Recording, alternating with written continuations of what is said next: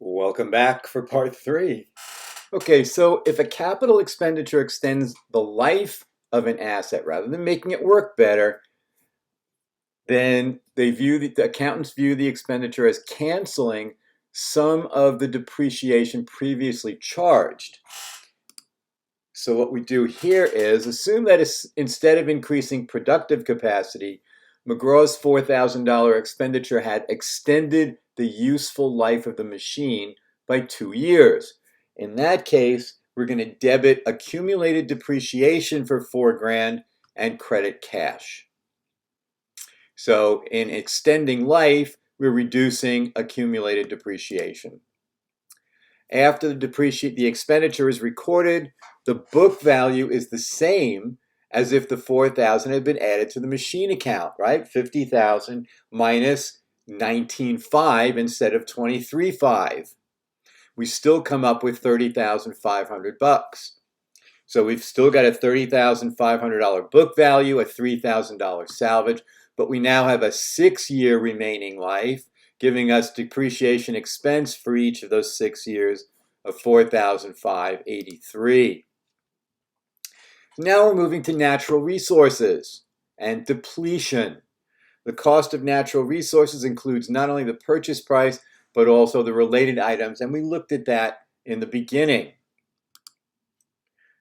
The process of expensing is called depletion, and they use depletion is most related to units of production. So Apex Coal Mining paid $4 million cash to purchase a mine with an estimated 16 million tons of coal. The unit depletion rate is going to be the purchase price minus salvage value, since there was none. It's $4 million divided by the $16 million tons of coal, and our rate is going to be 25 cents per ton. If they produce 360,000 tons of coal in the first year, we're going to multiply 360,000 times 25 cents, and that gives us $90,000. So to record the purchase of the mine, it's a debit to coal mine, credit to cash, $4 million.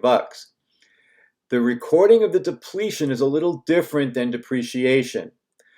And the recording of the depletion is a debit to depletion expense and credit to coal mine. Notice there's no accumulated account here with depletion. We go directly against the asset coal mine.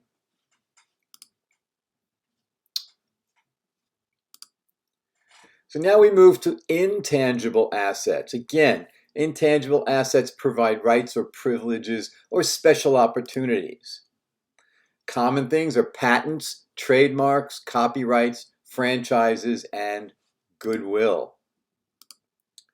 So a trademark, a name or symbol that identifies a company or a product. Trademarks are registered with the federal government. Good trademark. How many people blow their nose with a Kleenex? You actually don't. Well, you may if you have Kleenex, but what you're blowing your nose with is a facial tissue. But the name, the trademark of Kleenex has become so ubiquitous that that's what we use. A patent grants its owner an exclusive legal right to produce and sell a product that has one or more unique features. Patents issued by the U.S. Patent Office have a legal life of 20 years. The costs capitalized in the patent account are usually limited to the purchase price and any legal fees attached to acquiring the patent. A copyright protects writings, musical compositions, works of art, and other intellectual property. It's interesting, several years ago, I own a Nook. I don't know if, for those of you who are not familiar with what a Nook is an electronic reader from Barnes & Noble.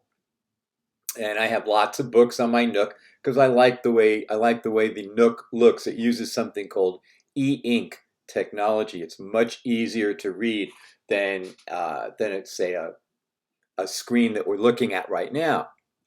And I purchased the entire works of Edgar Allan Poe. So his poetry, his short stories, his novels, all of his writings, and the whole thing, because the copyright was up, I was able to purchase the entire package for 99 cents. The protection extends for the life of the creator plus 70 years. Franchises grant the exclusive right to sell products or perform services in certain geographic areas. The legal and useful lives of a franchise are frequently difficult to determine. If for those of you who are interested in having your own business, but you're not sure how to get started, maybe you want to buy a franchise.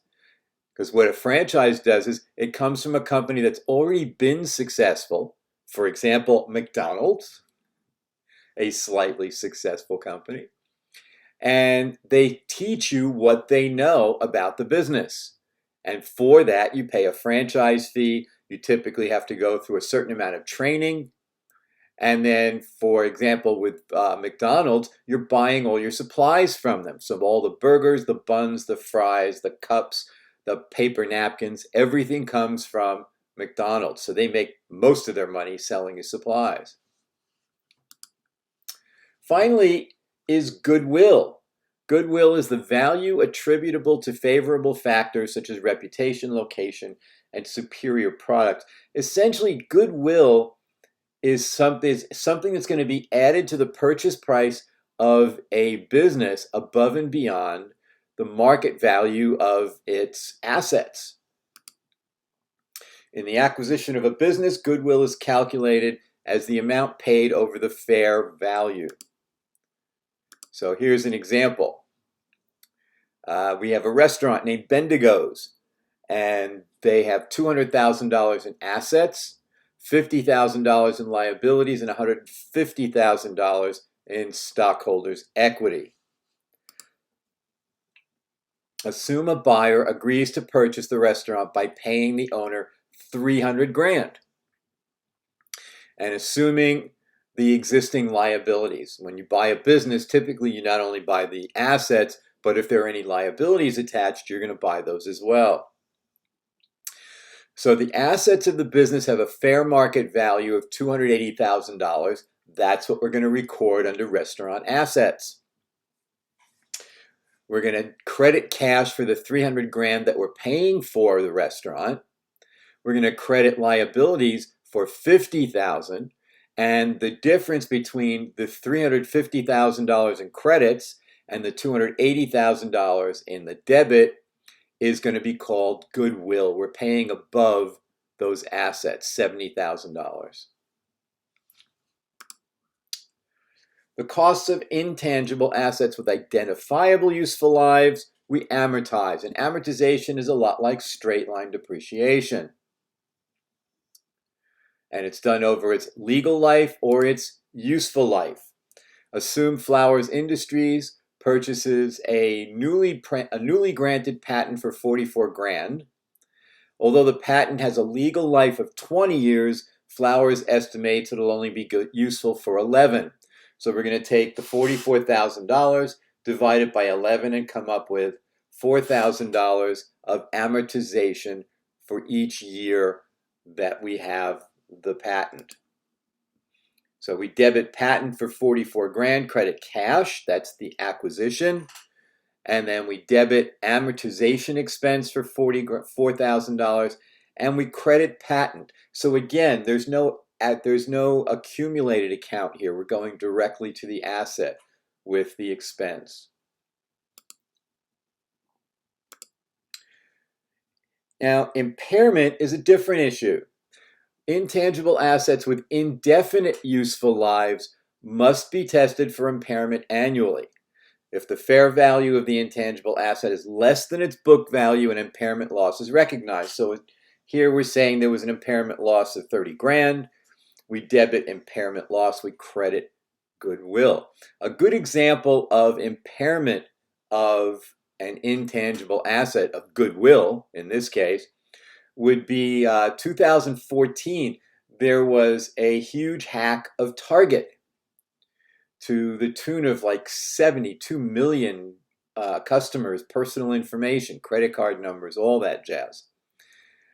In 2015, I was looking at the financial statements for 2015, and in the notes to the financial statements, Target noted that they took an impairment loss of well in excess of $400,000 for the hack that happened in 2014, for the impact it had, the negative impact it had on sales. So here's our new balance sheet. Looks quite different than chapter 2, doesn't it? We have long-term assets, property, plant, and equipment. We have buildings here. Anybody remember what this is called? Cost minus accumulated depreciation. This is the book value. Same here. Here's equipment. The book value is $550,000. So total plant and equipment book value is $2,050,000. The land is the land. It doesn't get depreciated, depleted, anything. It stays the way it is. Natural resources. We have here mineral deposits are listed at $2,100,000. And note, less depletion, because we have no accumulated account for natural resources. So we need to note that this amount is less the depletion. Same with oil reserves, $890,000, so our total natural resources. We then have our intangible assets. We have patents, net of amortization, $38,000. And we have goodwill for $175,000. So our total long-term assets are $6,103,000. And that ends our lecture for chapter 8.